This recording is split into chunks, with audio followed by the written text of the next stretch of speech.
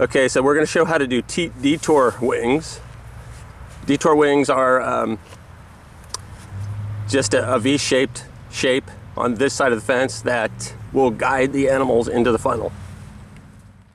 So what Russ did here in the bottom flange is he cut out a square there, which allows the point of the stake to go through. So there's one stake for the detour placed right there, and you'll see there's two more stakes for the detour, and you'll see how those are placed in a minute. So he puts the template up against the funnel, and he just marks off a 90-degree angle.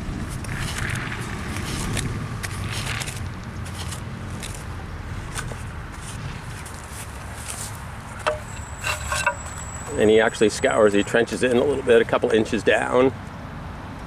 And then he takes the detour wing material, creates a nice crease by hand, places it into that shallow ditch and up against the funnel, and we'll pound a stake at the nose of that detour wing. And then a stake at each end.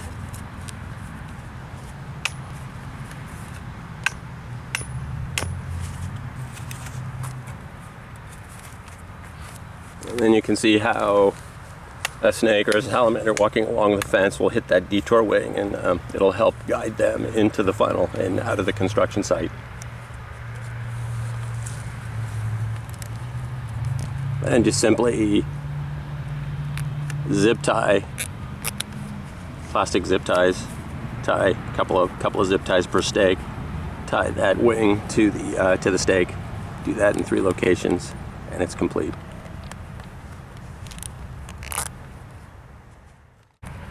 The last portion of the installation is to just backfill those small shallow trenches, and then on the entrance to the funnel, just make sure that you cover up any creases in the soil.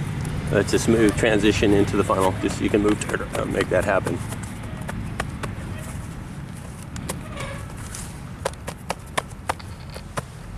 Okay, very good installation.